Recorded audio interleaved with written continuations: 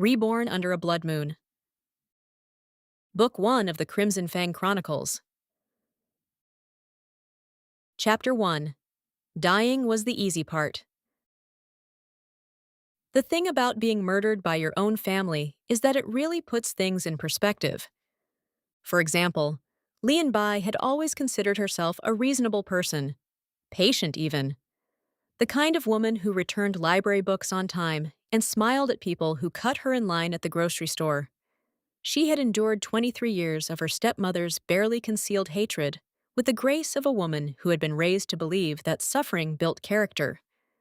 Spoiler alert, it did not. What it built was a very beautiful corpse at the bottom of Ashenmere Ravine, still wearing the white silk gown her stepsister May had picked out for her engagement banquet. The engagement banquet where Lian was supposed to marry Feng Hao, heir to the most powerful human clan in the Jade Territories, who had instead announced his engagement to May while Lian choked on her own champagne. And then, approximately 47 minutes later, choked on her own blood. The details were hazy, as dying tends to make things. She remembered May's perfume.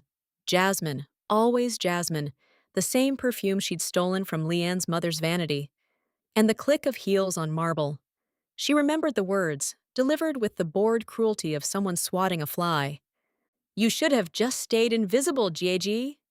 And then the railing gave way, and Lian Bai discovered that gravity does not care about your tragic backstory. She hit the bottom of the ravine, and then, because the universe had apparently decided that Lian's humiliation was insufficient and required a sequel, she woke up.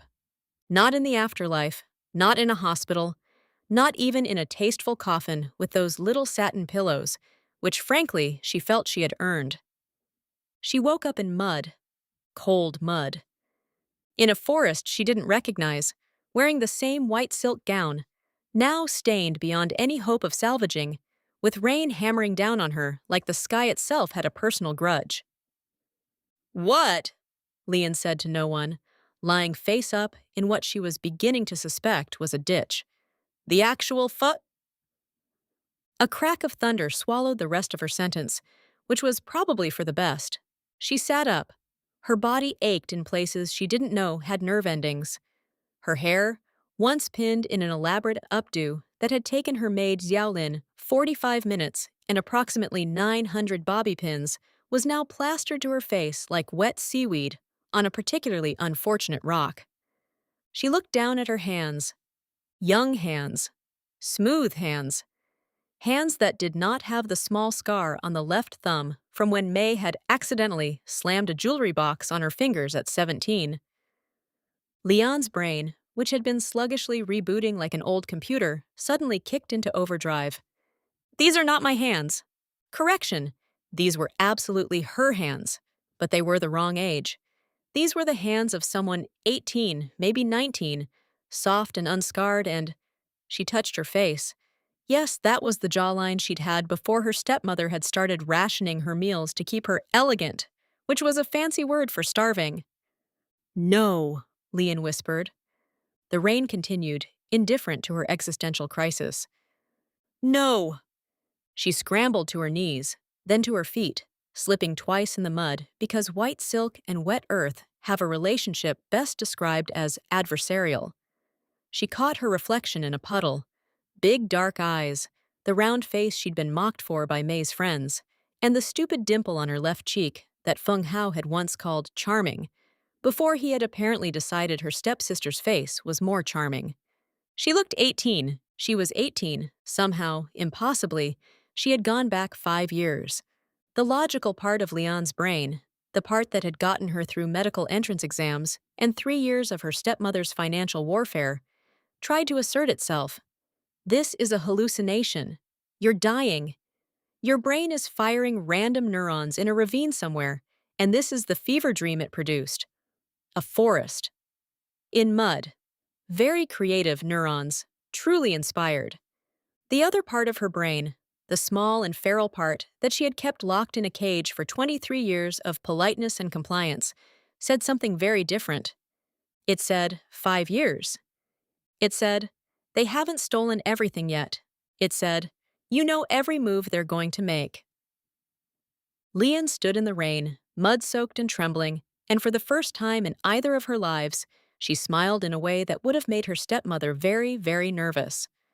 The forest, as it turned out, was not just any forest. Leon figured this out when the first wolf appeared. It materialized from the tree line like smoke-given teeth, massive, easily the size of a small horse, with fur so black it seemed to drink the moonlight.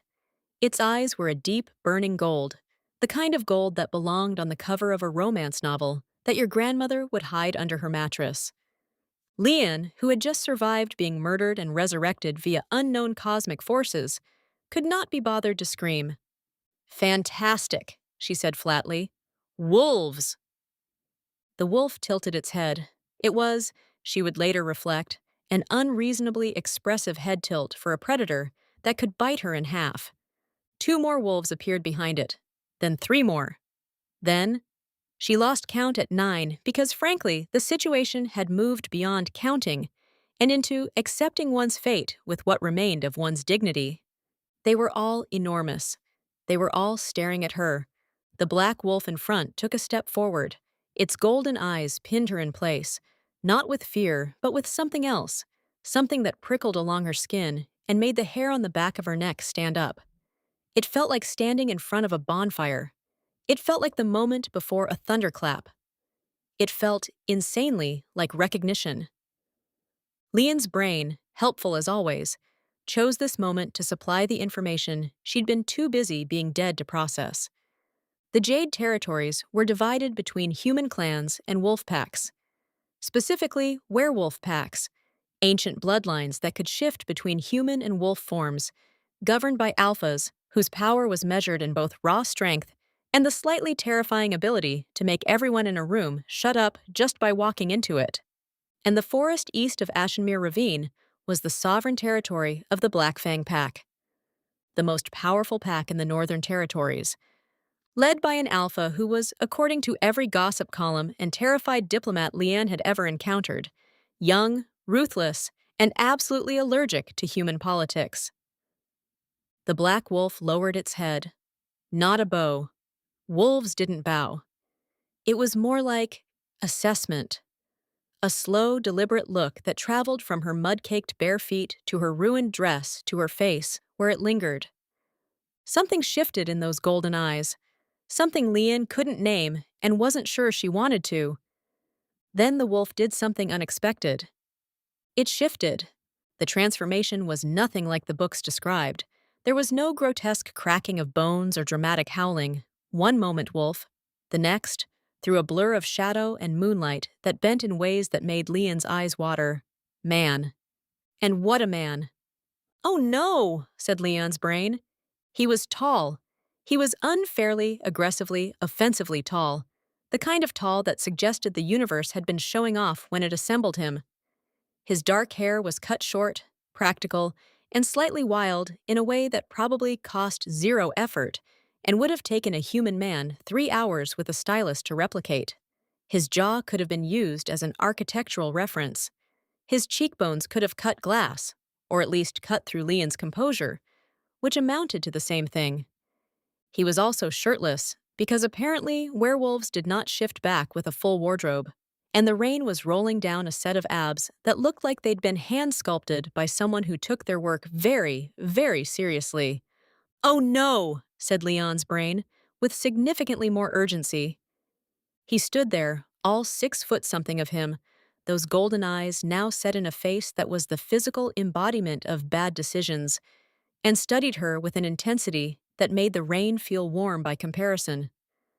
"You're on Black Fang territory," he said. His voice was deep. Of course it was deep. It was the kind of voice that started somewhere around the Earth's mantle and worked its way up through several geological layers before arriving, slightly rumbled, at Leanne's ears. The kind of voice that belonged on a late-night radio station playing songs about heartbreak and poor life choices. "Yes," Leanne said, because she had died today and honestly could not summon the energy for diplomacy. "I noticed the wolves. Context clues." Something flickered in his expression. Surprise, maybe. She imagined most humans who wandered into Black Fang territory did not respond to the alpha with sarcasm. Most humans who wandered into Black Fang territory also hadn't been recently murdered by their family and cosmically yeeted back in time, so Leanne felt the circumstances were exceptional. "You're bleeding," he said. Leanne looked down. He was right. A gash along her forearm, from the fall, from the original fall, was seeping steadily through the torn silk. She hadn't even noticed. Getting stabbed in the back, metaphorically, and then literally by having a railing give way beneath you, had apparently raised her pain threshold. "It's fine," she said. "It isn't." He took a step forward. "That needs stitching." "Are you offering? Or is this the part where you tell me I'm trespassing and throw me back over the border?" Another flicker. The wolves behind him, still in wolf form, still enormous, still right there, shifted, ears perked, tails moved. It was the werewolf equivalent of exchanging meaningful glances. The alpha's nostrils flared. Just slightly, just enough for Leon to notice. "You smell," he said slowly, "like jasmine and blood and something I can't—" He stopped. His eyes widened. Just a fraction. Just enough. And then, and this was the part that Leon would replay in her head approximately 8,000 times over the following weeks, his entire body went rigid. Every muscle, every line of him locked into place like a predator who'd just caught a scent that rewired his entire nervous system. "Mate," he breathed. One word. Spoken like it had been dragged out of him against his will. Like the word itself was a confession he hadn't meant to make. The rain fell. The wolves went absolutely still. Leon Bai, reborn, time displaced, covered in mud, bleeding from a wound she hadn't noticed, wearing a dead woman's dress in a dead woman's body that was somehow alive again, standing in the sovereign territory of the most dangerous alpha in the north who had just called her his mate. Leon Bai blinked. "I'm sorry," she said, in the tone of a woman who has reached the absolute limit of what one evening can reasonably contain. "What?" Three things became immediately clear. 1. The alpha's name was Ren, just Ren. One syllable, no family name, because apparently, when you were the alpha of the Black Fang pack, you didn't need a surname any more than a hurricane needed a middle name. 2. The mate thing was, according to every wolf now staring at her, with expressions ranging from shock to delight to what she could only describe as smug, a very big deal. Something about destined bonds and the moon and souls recognizing each other across lifetimes, which Leon thought was awfully romantic for a species that communicated primarily through meaningful growling. 3. Ren was handling it about as well as she was, which is to say, poorly. "This doesn't happen," he said, pacing the length of the clearing while his wolves watched like spectators at a tennis match. He'd acquired a coat from somewhere.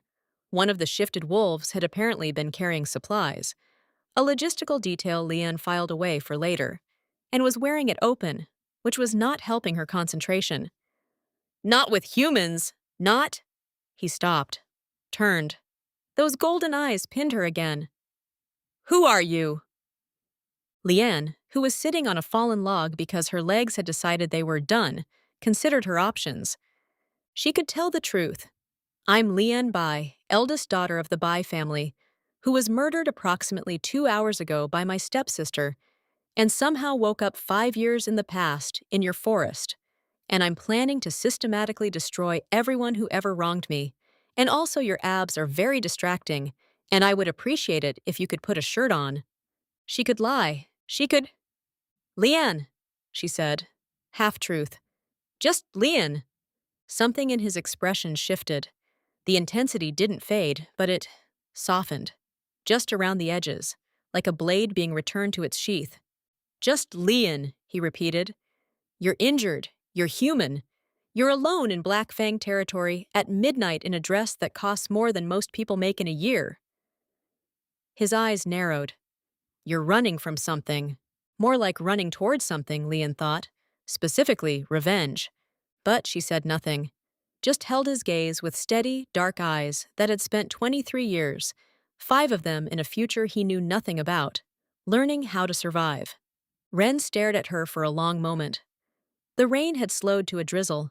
The moon was fighting through the clouds, casting silver light across the clearing, across his ridiculous cheekbones, across the wolves who had arranged themselves in a loose circle like furry, judgmental sentinels. "The pack has a healer," he said finally. "You'll come with us." That wasn't a question. No, he agreed, it wasn't. Leon stood. Her legs wobbled. She steadied herself against the log with one hand and fixed him with a look that she hoped communicated, "I am complying because it's strategically advantageous, not because you told me to." "Fine," she said, "but I'm walking. Don't even think about carrying me." She made it approximately 12 steps before her legs gave out. Ren caught her. Of course he caught her. He moved faster than something that large had any right to, and suddenly she was pressed against a chest that was warm and solid and smelled like pine and wood smoke, and something underneath that her brain absolutely refused to analyze. "You were saying?" he murmured. She could feel his voice through his chest. This was deeply, cosmically unfair. "I hate this!" Leanne announced, to the universe at large.